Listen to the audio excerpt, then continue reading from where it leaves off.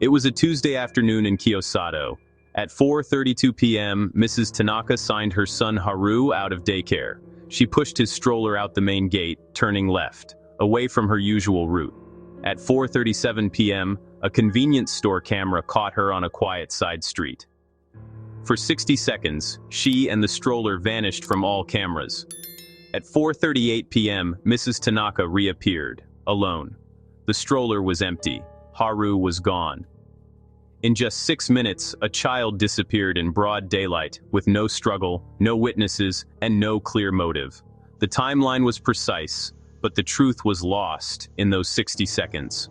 Police, family, and volunteers searched frantically, combing bushes, alleys, and calling Haru's name. As the sun set, it became clear this was no simple case of a child wandering off. The deviation from routine and the sudden absence pointed to something far more complex. Mrs. Tanaka, in shock, could recall nothing unusual, just a blur of everyday thoughts. The police had the beginning and end of the story, but not the crucial middle. 60 seconds where a mother and child walked into an unseen space, and only the mother walked out. This is the story of those minutes, and the quiet failures that allowed them to happen.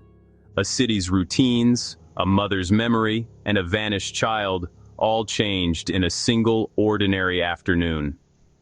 The mystery began in plain sight, and the answers remain hidden in the gaps. To understand Haru Tanaka's disappearance, we must look past headlines and emotion and examine the facts. Names and locations have been changed, but the core story is true, reconstructed from official reports and witness statements. Our focus, the process, the routine, and the tiny cracks in a system thought to be secure. Daycare centers are designed for safety, with clear procedures for pickup and drop-off. Yet on this afternoon, the system failed. Silently, invisibly, in the spaces between procedures. We'll trace Mrs. Tanaka and Haru's steps, examining the building layout, camera placement, and neighborhood flow. Every detail matters. The width of a sidewalk, a camera's blind spot, the timing of a light. By dissecting this event, we learn how fragile our sense of security can be and how easily it can shatter. The disappearance forces us to confront the hidden risks in our everyday routines. The Little Sprouts Academy sat on a quiet street, just 10 minutes from the Tanaka apartment. Pickup was a practiced routine. Parents entered, greeted their child, signed the ledger, and exited. The process was efficient, designed to leave little room for error. Outside, the routine continued. The right turn led to the main avenue, busy, familiar, and safe. Mrs. Tanaka took this route almost every day. The left turn led to a quieter, narrower street, less traveled, less visible. The neighborhood's predictability created a kind of safety net. People noticed what was out of place. On the day Haru vanished, the first break in routine was the most critical. A single, thoughtless deviation set in motion a chain of unexplainable events.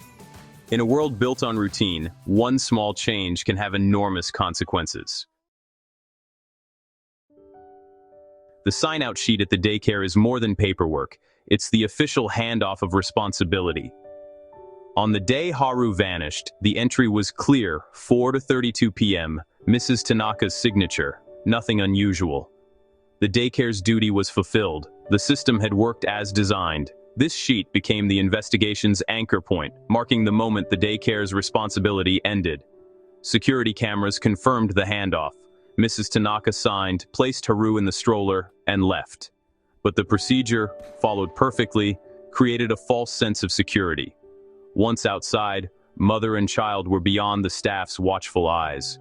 The tragedy occurred just inches outside the system's boundary. The process was flawless, but the outcome was catastrophic. The sign-out sheet highlights a critical vulnerability. Safety procedures end at the door, but real life does not. The system's success masked the danger lurking just beyond its reach. At 4:34 p.m., Mrs. Tanaka left the daycare, pushing Haru's stroller. Security footage showed her pausing, then turning left, away from her usual route. Investigators obsessed over this choice. Mrs. Tanaka had no explanation, just a distracted mind, a momentary lapse. It wasn't planned. It was a random drift into unfamiliar territory. The street was quieter, lined with high walls and fewer witnesses. By turning left, she moved from public visibility to seclusion. The informal safety net of the community was gone. Had she turned right, dozens would have seen her. Instead, her journey became a series of isolated camera glimpses. The wrong turn was more than a change in direction. It was a step into the system's blind spots. In that moment, the ordinary became extraordinary and dangerous. A single, thoughtless turn changed everything. The investigation became a digital hunt. Police collected footage from every camera in the area. They mapped Mrs. Tanaka's route second by second from the daycare to the blind spot. A vending machine camera at 4:35 p.m. showed her and Haru, the boy, asleep in the stroller.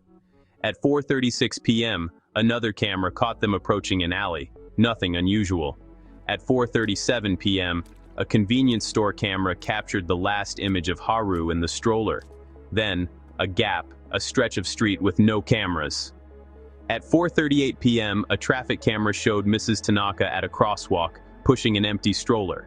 The blanket was disheveled, but she appeared calm. No panic, no searching. The digital breadcrumbs ended with a horrifying discovery. Haru had vanished in a single unrecorded minute. The cameras told a story, until the story disappeared into a blind spot. Technology had mapped the journey, but not the moment that mattered most. The case became a puzzle with one missing piece. In the age of surveillance, a child still vanished without a trace. The entire mystery is contained in a single, unaccounted-for minute. Between 4:37 and 4:38 p.m., along a 70-meter stretch, Haru disappeared. This was a surveillance blind spot. No cameras, no windows, no witnesses. Investigators timed the walk. Mrs. Tanaka didn't stop. Whatever happened was quick and silent. No one heard a cry or saw a struggle. No physical trace was left behind. The event exposed the limits of even the most extensive surveillance systems. There will always be gaps, tiny, overlooked spaces where vulnerabilities hide.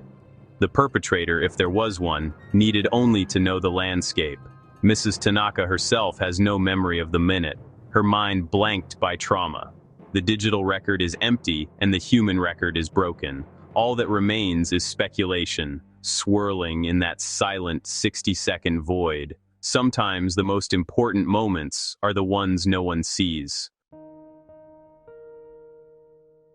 In the days after Haru's disappearance, a massive search began. Police dogs lost the scent quickly, suggesting Haru may have been taken by vehicle. Warehouses, residences, alleys, and canals were searched. Nothing was found. The trail went cold almost immediately. Mrs. Tanaka was intensely investigated, her life scrutinized, but no evidence of wrongdoing emerged. She remained a victim, trapped in a nightmare with no memory of what happened. The case sent shockwaves through the community. Parents grew fearful. Routines changed. Daycares reviewed their procedures, but trust was shaken. The Little Sprouts Academy, though cleared, was marked by tragedy. Years later, the case remains open but unsolved. A file of maps, timelines, and unanswered questions. No sightings, no ransom, no confessions. The disappearance is a haunting mystery, a void for Haru's family and the community. Sometimes, despite all our efforts, people simply vanish. Haru Tanaka's disappearance is a lesson in silent systemic failure. Systems don't always fail loudly. They fail in the gaps, the blind spots, the moments of human distraction. The sign-out sheet worked, the cameras worked. Each part did its job, but the connections between them failed and a child was lost. Routine can lull us into inattention. Mrs. Tanaka's left turn was a simple, human lapse. True safety requires vigilance, not just rules. The missing minute is a metaphor for unseen vulnerabilities in all our systems. We can add more cameras and procedures, but we can't eliminate every gap. The real challenge is to recognize transitional moments and the risks they carry. Security is not just technology, It's human connection and community awareness.